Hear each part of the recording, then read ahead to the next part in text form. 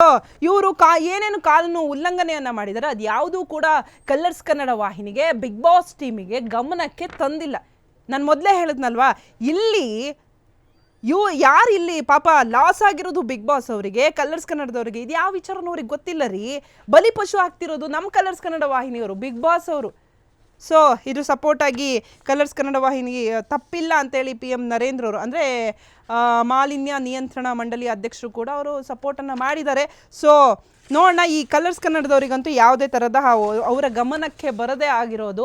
ಅಂದರೆ ಇಲ್ಲಿ ಈ ಒಂದು ಗಾದೆ ಮಾತುಗಳು ತುಂಬ ಇರುತ್ತೆ. ಯಾವುದೋ ಒಂದು ವಿಷಯಕ್ಕೆ ಹೇಳೋದಾದರೆ ಒಂದು ಕೂಸು ಬಡವ ಆಯಿತು ಅಂತ, ಹಾಗೆ ಬಿಗ್ ಬಾಸ್ ಅವರು ಬಡವ ಆದರು ಪಾಪ ಕಲರ್ಸ್ ಕನ್ನಡ ವಾಹಿನಿಯವರು.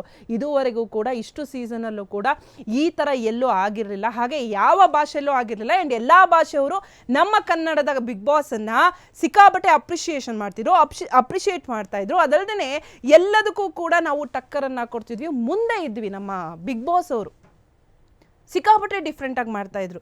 ಎಲ್ಲೂ ಕೂಡ ಒಂಚೂರು ಬೇರೆ ಭಾಷೆಯವರು ನಮ್ಮನ್ನು ಆಡ್ಕೊಂಡೆ ಇರಂಗೆ ತೋರಿಸ್ತಿದ್ರು ರೀ. ಬಿಗ್ ಬಾಸ್ ಬರ್ತಿದೆ ಕನ್ನಡದಲ್ಲಿ ಅಂದರೆ ನಮಗೂ ಒಂದು ಹೆಮ್ಮೆ ವಿಷಯ. ನಮ್ಮ ಬಿಗ್ ಬಾಸು, ನಮ್ಮ ಕನ್ನಡದ ಬಿಗ್ ಬಾಸು ಬೇರೆ ಭಾಷೆಗೆ ಚಾಲೆಂಜ್ ಹಾಕಿ ನಾವು ಮಾಡ್ತೀವಿ ಅಂತ.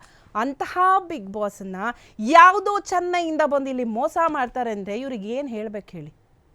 ಸೊ ಜಾಲಿವುಡ್ ಸ್ಟುಡಿಯೋ ನಮ್ಮ ಕನ್ನಡದಂತೂ ಅಲ್ಲ, ಕರ್ನಾಟಕದಂತೂ ಅಲ್ಲ.